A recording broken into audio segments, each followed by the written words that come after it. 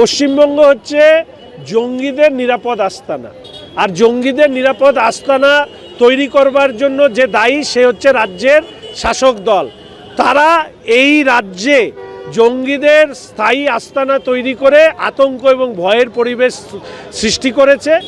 এবং এই দল তৃণমূল কংগ্রেস ভারতীয় জনতা পার্টির বিরোধিতা করতে গিয়ে কেন্দ্রের সরকারের বিরোধিতা করে, কেন্দ্রের সরকারের বিরোধিতা করতে গিয়ে দেশবিরোধী হয়ে এমন অবস্থা তৈরি করেছে যে সব জঙ্গি বুঝে গেছে এই পশ্চিমবঙ্গে আসলে তারা বেঁচে থাকতে পারবে। কিন্তু 2026-এ ঢুকে এই জঙ্গিদেরকে বের করে যে শাস্তি দেওয়ার তাই দেওয়া হবে। আভ্যন্তরীণ নিরাপত্তার পক্ষে বিপদ তৃণমূল কংগ্রেস। এই দলটাকে না সরাতে বললে পশ্চিমবঙ্গ নয় দেশের বিপদ।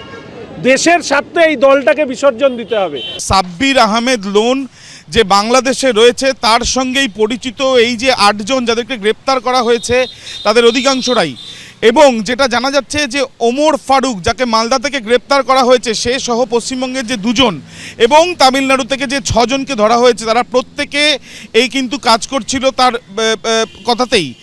এবং শুধুমাত্র তাই নয়, বাংলাদেশ থেকে এসেছিল পিডিএফ, সেটাকে প্রিন্ট করা হয়েছে কলকাতায় এবং সেইটা নিয়ে দিল্লিতে গিয়ে বিভিন্ন মেট্রো স্টেশনের বাইরে যে পোস্টার সেখানে দেওয়া হয়েছিল সেই পোস্টারে ছিল ফ্রি কাশ্মীর মুভমেন্টের কথা। এবং সিআরপিএফের এক জওয়ানের লিখিত অভিযোগের ভিত্তিতে তদন্ত শুরু করে দিল্লি পুলিশ, কেসভার যায় দিল্লি স্পেশাল সেলের কাছে।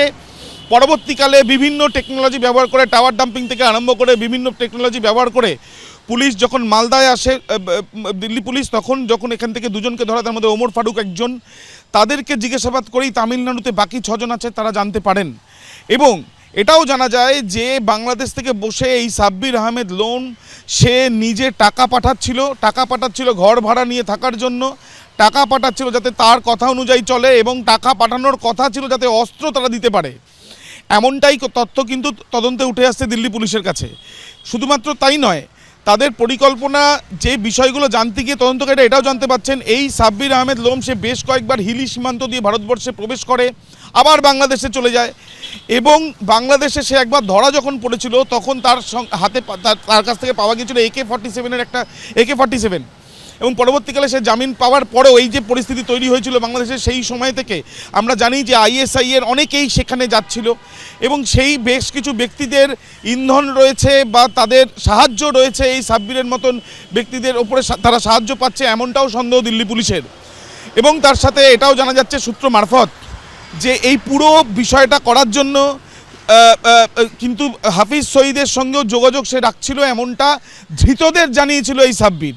এবং সেই ক্ষেত্রে হাফিজ সঈদকে কোড নেম হিসেবে চাচাজি বলে কিন্তু সে সম্বোধন করত।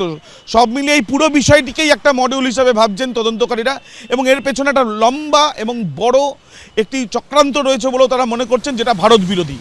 এবিপি আনন্দ, এগিয়ে থাকে, এগিয়ে রাখে।